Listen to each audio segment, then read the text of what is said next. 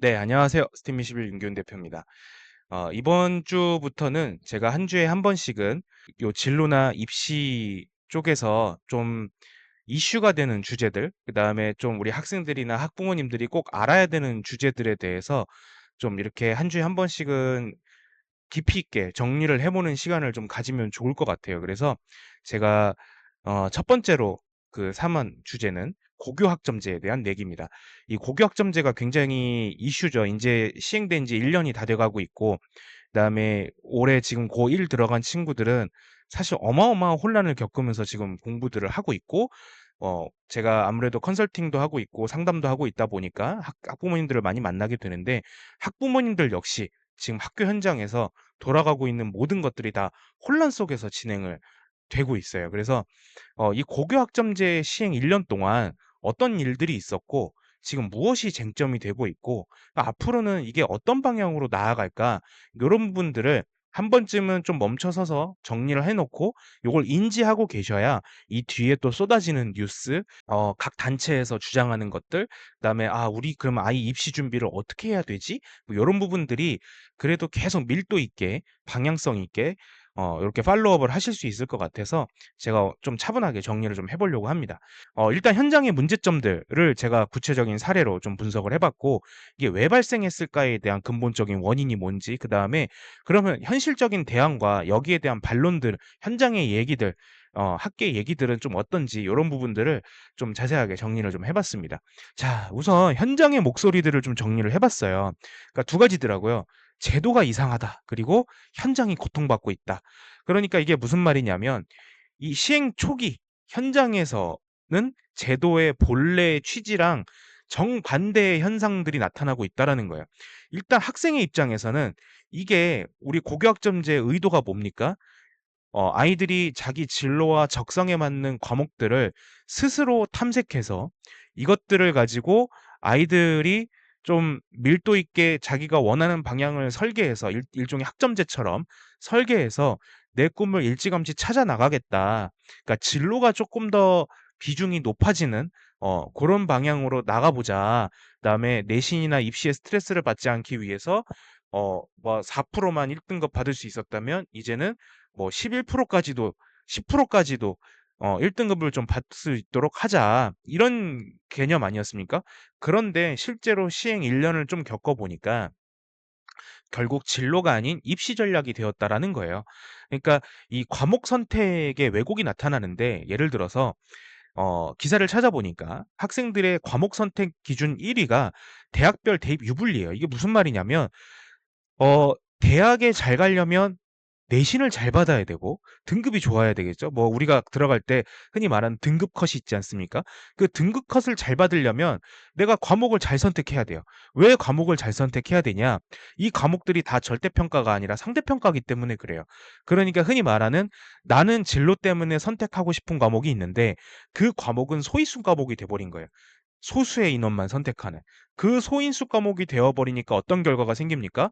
상대평가가 되어 버리면 내가 10% 안에 들어가려면 진짜 뭐 한두 명 안에 들어가야 되는 거예요.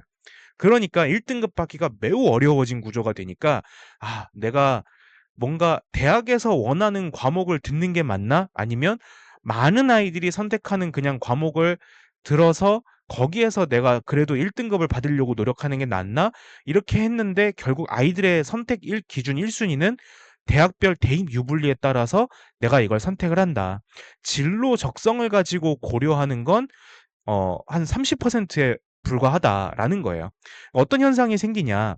이 물리투나 심화 수학 같은 어렵지만 진로에 꼭 필요한 과목들은 기피를 하게 되고, 예를 들어 생명과학을 듣고 싶었지만 의대 지망생들과의 경쟁이 두렵기 때문에 등급 따기 쉬운 사회 과목으로 변경을 한다는 거예요. 예를 들면 나는 의사가 될 마음까지는 없어요. 근데 내가 가려고 하는 분야에 생명과학 어떤 과목을 듣는 것이 좋을 것 같다는 생각이 들었어요. 근데 생명과학은 보통 누가 들어요? 의대 가려고 하는 친구들이요. 그러면 거기에는 이미 상대평가니까 1 등급은 의대 가는 친구들이 다 꿰차고 있는 겁니다. 그러면 내가 생명과학 두고 싶다고 그 안에 들어가 버리면 자연스럽게 2 등급, 3 등급으로 밀려나게 되는 거죠. 그러면 과연 내가 원했던 학교에 갈 수 있냐? 없다. 그러니까 내가 진로 때문에 생명과학을 듣고 싶어도 내신 때문에, 등급 때문에 다른 과목을 들어야 되는 그런 현상이 생기게 되는 거고요.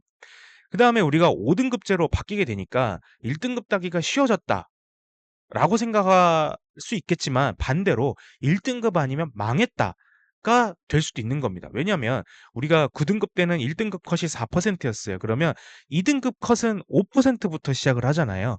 그런데 5 등급으로 바꾸니까 10 그러니까 10% 안에 들어가면 1 등급이 되지만 2 등급이 되면은 굉장히 범위가 확 넓어져 버립니다. 33% 까지. 그러니까 2 등급을 가지고 평가를 할 때 이 친구가 11% 인지 33% 인지는 구분이 안 가는 거예요. 그러니까 상위권에 대한 변별력이 약해지니까 오히려 역설적으로 '야 이거 1 등급 못 받으면 10% 안에 못 들어가면 이거 내가 2 등급은 의미가 있냐?'라고 생각을 하는 거죠. 그러니까 어떤 사례가 있었냐면 중학교 최상위권이에요. 200점 중에 197 점을 받은 학생인데 고1 첫 내신이 2-3 등급이 나와 버리니까 멘탈이 나가서 "야 이 자퇴를 해야 되냐?"라고 말하는 그런 스트레스를 호소를 한다는 거예요. 예. 그다음에 요새 뉴스 기사에서도 심심치 않게 보실 겁니다. 고교학점제 시작하고 자퇴자가 많아졌다는 거. 그런 사례들이 나오고 있다라는 거죠. 거기에 이 수행 평가가 굉장히 많아졌어요. 저희 딸도 이제 중1 인데 거의 매일 수행 평가를 합니다. 그러니까 수행 평가를 가지고 아이들의 어떤 평가 프로세스를 더 늘리는 거잖아요. 그 평가의 범위를 늘리는 건데 여러 가지 분야로 평가를 하는 건데 단순히 지필고사에 나오는 점수만 가지고 평가를 하는 게 아니라. 근데 그렇게 하다 보니까 역설적으로 내신에 대한 준비를 할 시간이 사라지는 거예요.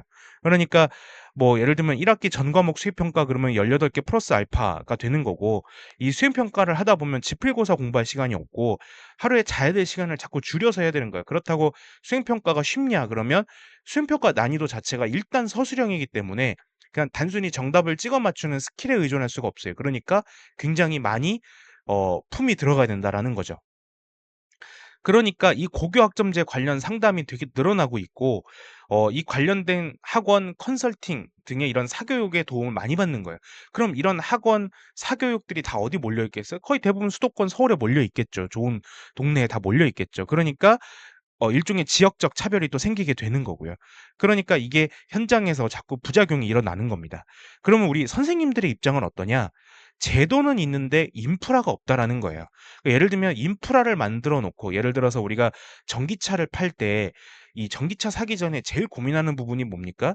충전소가 과연 전국에 있냐? 내가 가는 곳마다 충전소가 이 주유소만큼 깔려 있냐? 그래서 미국에서 전기차 팔 때 충전소부터 짓는다고 하잖아요, 주요 도시에.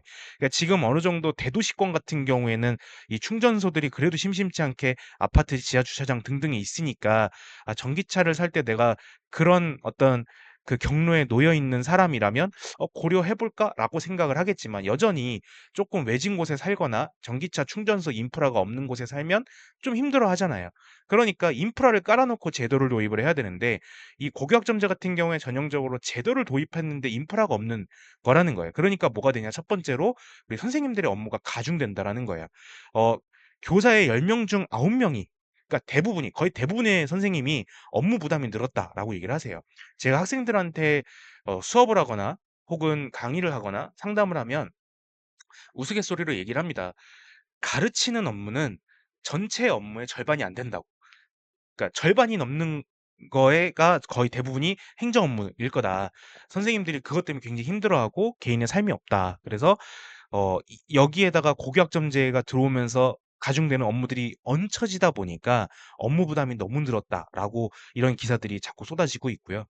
선택 과목이 증가를 했다라는 건 예를 들면 과목별로 선생님들이 있잖아요. 그런데 뭐 심화 과목, 융합 진로, 융합 과목 막 이런 과목들이 자꾸 생겨나니까 우리 선생님 한 명당 담당해야 되는 과목들이 3-4 개로 늘어나 버리는 거예요. 그러니까 예를 들어서 지구과학 선생님이 생명과학 가르치고 프로그래밍 과목은 교사가 없어서 뭐 자습으로 처리되거나 아니면 우리가 공동교육 과정이라고 해서 뭐 택시 태워서 다른 학교로 보내거나 막 이런 일들이 자꾸 생긴다라는 거죠.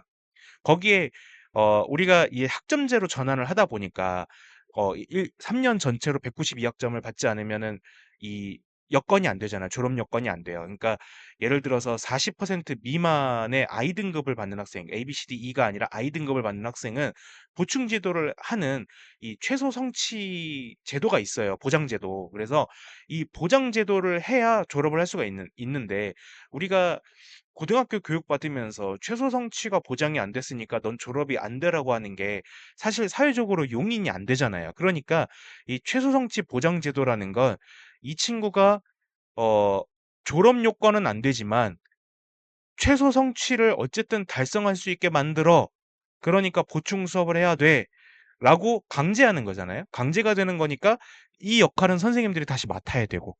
예 그러니까 보충 지도 업무가 가중되고 학생들은 방학에도 등교를 해서 계절 학기를 들어야 되는 예 고런 일들이 생기는 거죠. 그러니까 미수자가 나오면 나올수록 선생님들의 업무가 과중되니까 미수가 안 나오는 방향으로 시험이 나가요.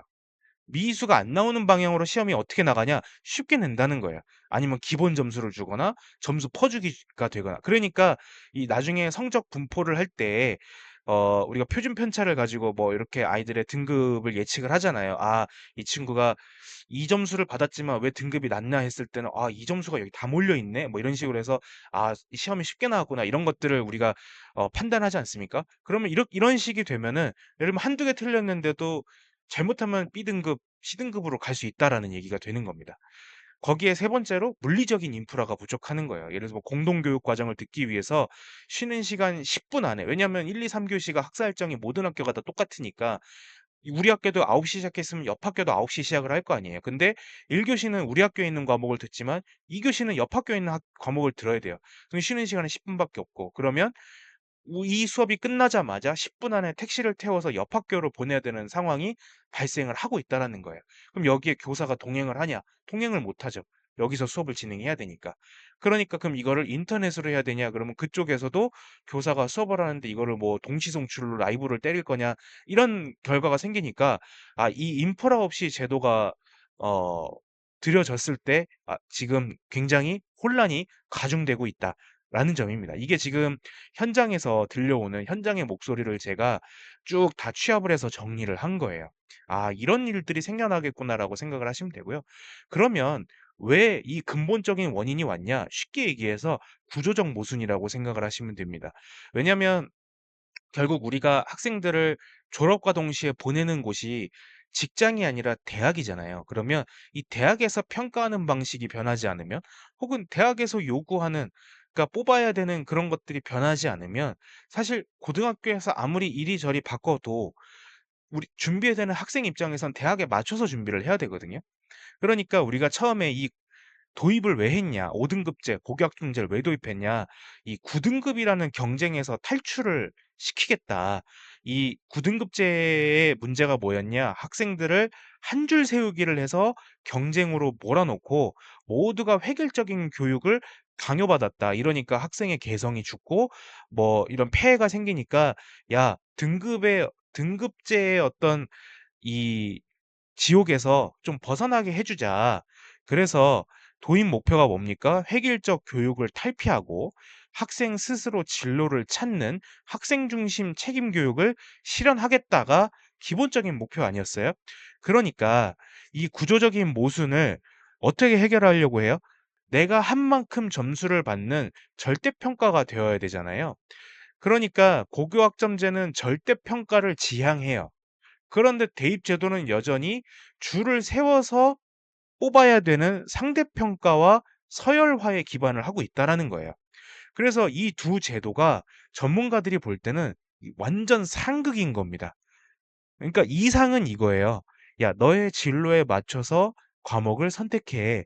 그런데 현실은 "야 등급 따기 쉬운 과목을 선택하는 게 우선이야. 대학 가야지."가 되는 거예요. 그러니까 학생들은 진로가 아닌 입시 유불리에 따라서 선택을 할 수밖에 없는 구조인 거예요. 그러니까 혼란이 가중되는 거고요. 그러니까 제도는 바뀌었지만 전체적인 구조가 바뀌지 않았어요. 예. 그러니까 뭔가 인프라나 여러 가지 배경이 되는 것들을 마련하지 않고 제도를 도입하니까 여전히 원래 돌아갔던 방식대로 돌아가려고 하고 이상한 방식의 탄력성이 생겨 버리니까 회복 탄력성이 생겨 버리니까 기존에 했었던 그 줄 세우기가 바뀐 고교 학점제에서도 벌어지고 있다. 벌어질 수밖에 없다가 된 겁니다. 이 혼란 속에서 현장이 지금 어떻게 요구를 하고 있냐. 기사들이 계속 뜰 거예요. 뉴스가 계속 나오고 이 많은 교육 관련 유튜브 하시는 전문가분들께서 이 현장의 얘기들을 전달을 해 주고 계시죠. 그걸 종합해 보니 이거예요. 일단 첫 번째 상극 관계가 없어져야 돼요. 지금 제일 문제가 되는 건 뭐예요? 상극이에요. 대입제도 자체는 상대평가를 지금 요할 수밖에 없어요. 왜냐하면 뛰어난 인재를 뽑고 싶잖아요.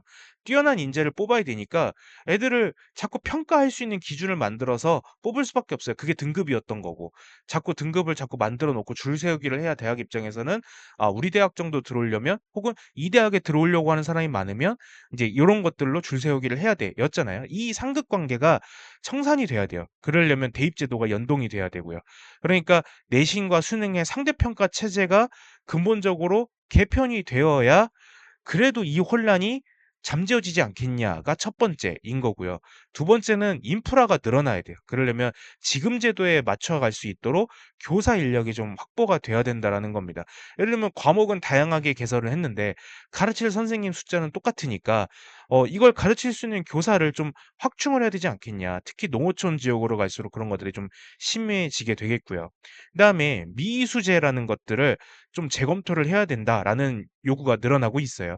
이 구조적 지원 없이 40점 미만의 학생에게 "너는 졸업 요건이 안 됐어."라고 이런 낙인을 찍는 방식들이 오히려 학생들을 포기하게 만들고 바깥으로 내몰고 있다라는 거예요. 지금 이것뿐만이 아니라 예를 들면 "1 등급 받지 않으면 좋은 대학 가긴 글렀으니 나는 정시 파이터가 될 거야."라고 해서 나가는 학생들도 생기고 있잖아요. 그러니까 요런 현장의 요구들은 일단 지금의 혼란을 잠재우려면 요거를 바꿔야 된다. 물론 궁극적인 목적은 이 고교학점제 자체를 자꾸 폐지해야 되는 목소리들이 늘어나고 있기는 합니다.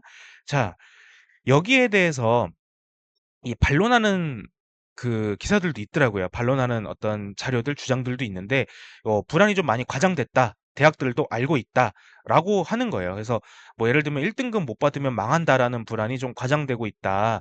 그래서 예전에 9 등급제로 한다 그러면 1 등급이랑 2 등급이 누적 11% 인데 지금 5 등급제는 어쨌든 10% 까진 다 1 등급을 주지 않냐. 그러니까 지금 1 등급을 예전에 1, 2 등급이라고 놓고 본다 그러면 사실 1 등급 받는 친구들이 늘어나는 거니까 오히려 예전에 요 7%에 속한 학생들에게는 '얘네들이랑 좀 비벼 볼 수 있는 여지가 생기는 거 아니냐.'라는 거예요. 그러니까 '얘네들한테도 중상위권 학생들한테도 기회가 될 수 있지 않겠냐.'라는 거고요. 어 인제 여기에 대한 또 재반박의 의견을 좀 모아 보자면 이제 그러면 이 뒷등급 애들 예를 들면 3 등급이랑 4 등급은 확실히 달랐는데 지금은 사실 2 등급의 범위가 확 늘어나니까 그러면 이 중하위권 애들과 하위권을 가르는 것들은 어떻게 할 수 있겠냐. 뭐 인제 요런 것들이 좀 생겨나게 되겠죠. 자 그다음에 대학은 이 쉬운 과목 쏠림을 알고 있기 때문에 요걸 강화하기 위해서 필수 권장 이수 과목을 인제 얘기를 하고 있다. 그러니까 예를 들어서 너가 좋은 등급을 받기 위해서 쉬운 과목으로 쏠려갈 거를 대학도 알고 있으니까 너가 뭔가 공과대로 오려면 반드시 뭐 수투 뭐 미적분 이런 것들을 해야 되고 심화 수학도 해야 되고 물리도 해야 된다. 물리를 안 하면 갈 수 있는 선택지가 많이 줄어든다. 그러니까 네가 내신 따고 싶다고 쉬운 과목을 선택해서 가는 건 사실상 많이 힘들어지고 있다. 그러니까 대학들도 이런 것들을 반영하고 있다라는 뭐 요런 주장들도 있고요. 그다음에 우리가 세특이라고 하죠. 생기부에서 세특을 보면은 해당 과목에서 어떻게 수업을 참여하고 어떻게 심화를 탐구했는지도 더 좀 중요시 보는 그런 탐구 역량에 대한 비중이 더 늘어나고 있다. 그다음에 자기주도성에 대한 평가 기준을 마련해 놓고 학교에 없었던 뭐 3D 모델링이나 당구 연구 같은 과목들을 공동 교육 과정으로 찾아들은 학생이 이 대학이 평가할 때 자기주도성을 좀 더 높게 평가를 한다. 요런 반론들도 있습니다. 물론 제가 실제로 상담을 해 보면 이게 좀 유효할 수 있는 비중은 아직까지 크지는 않은 것 같아요. 뭐 예를 들어서 어 전형이 되게 여러 가지가 있잖아요. 학생부 종합 전형에 대한 수시로 들어갈 수 있는 전형이 여러 가지가 있으면 요런 것들을 좀 어필할 수 있는 흔히 말해서 그 자리가 그렇게 많지는 않습니다. 이거를 쓸 수 있는 전형이 조금 약간 극히 일부적이고요. 그다음에 이런 식으로 교과 비중을 조금 더 한 30-40% 보고, 그다음에 면접 비중 30-40 보고, 그다음에 이런 흔히 말해서 자기주도 역량을 좀 많이 보는 전형을 가지고 있는 대학이 아직까지 그렇게 많지 않다. 그렇기 때문에 여전히 좋은 대학교, 흔히 말하는 네임드 대학교를 가려고 한다 그러면 어 내신을 좀 잘 받아야 되는 게 우선이 되고 있는 것은 여전히 좀 현장의 사실로 보입니다. 자, 그래서 지금 이제 정부는 어떤 식으로 수습하고 현장은 어떤 식으로 반응하고 있냐. 일단 아까 얘기했던 당장의 그 요구가 요런 거였잖아요. 당장 이건 당장 바꿔야 된다라고 하는 것들을 위해서 이 최소 성취 보충 수업 기준을 많이 완화를 하겠다. 라고 이제 얘기를 하고 이제 교사 연수나 인력 확충을 계획하고 있다. 그래서 어 뭐 예를 들어서 지금 학업 성취율 40% 미만 학생에 대한 보충 지도 시수를 기존 1 학점당 5 시수에서 30 수, 그러니까 수업을 좀 덜 해도 1 학점 딸 수 있게 해 주겠다. 출석률 중심으로 좀 변경을 하겠다라는 거고, 그다음에 세특에 대한 어떤 노동이 많이 들어가니까 1000 자에서 500 자로 축소를 좀 해 주겠다. 그러니까 덜 적어도 되게끔 해 주겠다. 그다음에 중등교원을 한 1,600명 정도 신규 채용을 하겠다. 그다음에 선택 과목의 이수 기준을 출석률만으로 설정하는 방안도 좀 제안을 하고 있다. 요런 대책들을 좀 내놓고는 있는데 현장 반응은 조금 싸늘한 것 같습니다. 그래서 당장의 혼란을 해소하기에는 여전히 역부족하고, 세특 기재 방식 변경 등으로 오히려 행정 혼란만 가중된다. 이게 무슨 말이냐면 이걸 500 자로 줄이잖아요. 그러면 한 학기에 500 자를 다 쓴 학생은 2 학기 활동이 생기부에 반영되지 않는다. 이러면 1 년에 500 자니까, 그러면 1 학기에 열심히 해 갖고 500 자를 썼어요. 그럼 2 학기에 한 활동들은 세특에 반영이 안 되는 그냥 붕 떠 버리는 활동이 됩니다. 그럼 1 학기에 250자 써야 되고 2 학기에 250 자를 써야 되니까, 그러면 250자 안에 얘가 했던 활동을 다 담을 수 있냐? 애매해진다라는 거죠. 그다음에 이 교사가 1 학기, 2 학기를 뭐 어떻게 해야 될지한 지침도 없고요. 그러니까 이거를 이게 당장 어쨌든 좀 달래기 위해서 땜질 처방을 했다라는 비판들이 생기고 있는 거고요. 여전히 학생들의 진로 선택 어려움을 해결할 방안이 없다라는 점도 지속적으로 제기가 되고 있습니다. 그래서 요약하면 어떻게 됐냐? 어떤 핵심 현상이 생겼냐? 학생은 입시 유불리 중심으로 과목을 선택하고 있고, 5등급제 불안으로 인해서 자퇴 고민하는 학생이 늘어나고 있고, 그다음에 수행평가 때문에 학업이 굉장히 부담이 되고 있다라는 거고요. 이 모든 것들은 사실 진로보다는 입시가 중요한 이 상대평가 경쟁 구조가 좀 원인이 되고 있다라는 거고요. 현장은 이 상대평가를 폐지해야 된다라는 것들이 현장의 요구가 되고 있습니다. 그다음에 우리 선생님들 입장에서는 1 인당 담당해야 될 과목이 늘어났다. 비전공 수업이 늘어났다. 그다음에 이 미이수제에 대한 보충 지도가 굉장히 부담된다. 그다음에 이 공동교육 과정을 수행하기 위한 인프라가 부족하다. 예. 그러니까 이런 것들이 결국은 인프라 없이 제도가 도입된 거에 대한 어 좀 혼란이다. 그러니까 일단은 교사 인력 확충하면서 그다음에 인프라를 좀 만들어 달라라는 거고요. 그다음에 대학 입시에서는 어쨌든 쉬운 과목 쏠림 현상이 나타나고 있고, 5등급 진에서 내신 변별력이 자꾸 약화되고 있다라는 현상 때문에 대학에서는 이거를 좀 판별하기 위해서 생기부를 조금 더 들여다본다거나, 지금 이제 그런 방식으로 대체적으로 판단할 수 있는 여지들을 좀 많이 마련하고 있죠. 그러니까 이렇게 되니까 생기부가 중요해졌고, 생기부가 중요하니까 또 생기부를 만들어 주는 사교육들이 좀 생기고 있어요. 그러니까 어쨌든 간에 그 대학에 들어갈 수 있는 인원은 한정적이고, 그 대학의 경쟁률이 높아지게 되면 결국은 그 대학에서 뽑기 위해 이 경쟁을 줄 세우게 하기 위한, 그 줄 세우기 안에 들어가기 위한 작업들은 여전히 벌어지고 있다라는 겁니다.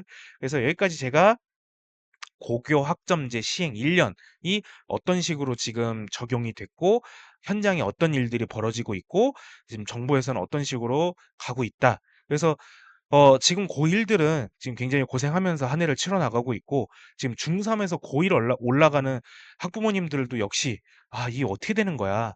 굉장히 지금 혼란한 상황이라는 거. 그래서 요런 상황이라는 걸 좀 팔로우업을 하고 계시면 향후 이제 벌어지는 대책이나 이런 것들에 의해서 뭐 이렇게 휩쓸려 다니지 않고 좀 거기에 맞춰서 차분히 준비할 수 있는 고런 것들이 좀 생길 수 있지 않을까 이렇게 생각을 합니다. 제가 늘 학생들한테 얘기하는 겁니다. 제도는 내가 어떻게 할 수 있는 게 아니에요. 그러니까 그 안에서 so what? 그래서 내가 뭘 어떻게 지금 해야 이 안에서 어떻게 최선을 다할 수 있냐를 자꾸 찾아 나가야 되는 거니까 전체 흐름을 인지하시면서 지금 이 상황에서 어떻게 최선을 다해서 내가 원하는 목표에 갈 수 있을지에 대한 이 고민들을 좀 하시면 좋겠습니다.